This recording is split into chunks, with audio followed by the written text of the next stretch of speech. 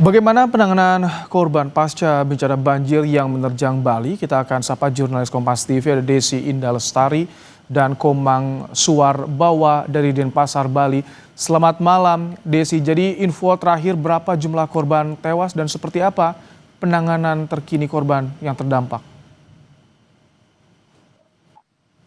Ya, selamat malam Ibrahim dan juga saudara. Dapat kami laporkan dari lokasi kejadian, tepatnya di Jalan Sulawesi Denpasar.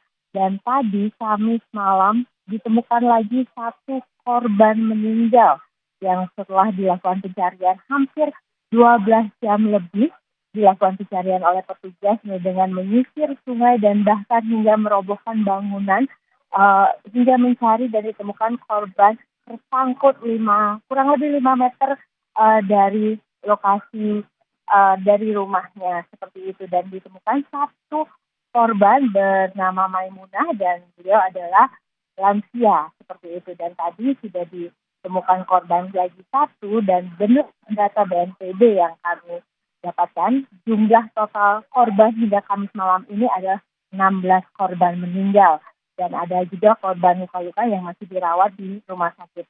Untuk penanganan sendiri, Ibrahim, pemerintah Provinsi Bali telah melakukan dan membuka posko-posko pengungsian di mana ada beberapa titik pengungsian seperti pengungsian di daerah Tohpati dan juga Ubung dan juga ada di daerah Lumintang.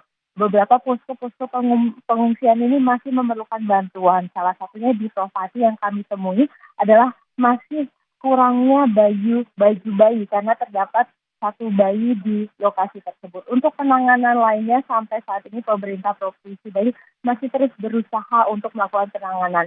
Karena menurut data masih ada sejumlah genangan-genangan terutama di basement seperti di Pasar Badung dan juga tadi saya sempat lihat ada di basement di Kota Denpasar juga masih ada genangan yang masih perlu adanya penyedotan dan termasuk di Kabupaten Karangasem juga masih ada genangan air. Walaupun tidak tinggi, tapi masih perlu adanya penyedotan yang dilakukan oleh pemerintah Provinsi Bali. Tidak hanya itu, untuk seperti yang di belakang saya, ini masih ada puing-puing bangunan yang juga masih akan dilakukan pembersihan secara bertahap oleh pemerintah Provinsi Bali dengan menggunakan alat berat.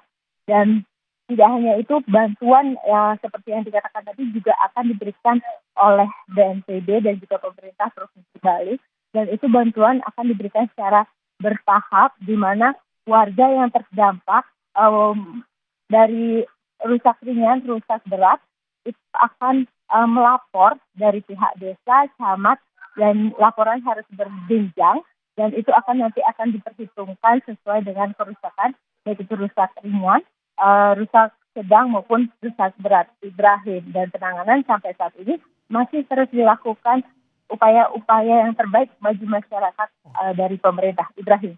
Baik, terima kasih untuk laporannya Desi Indah Lestari dan juga Komang Suwarbawa langsung dari Denpasar, Bali.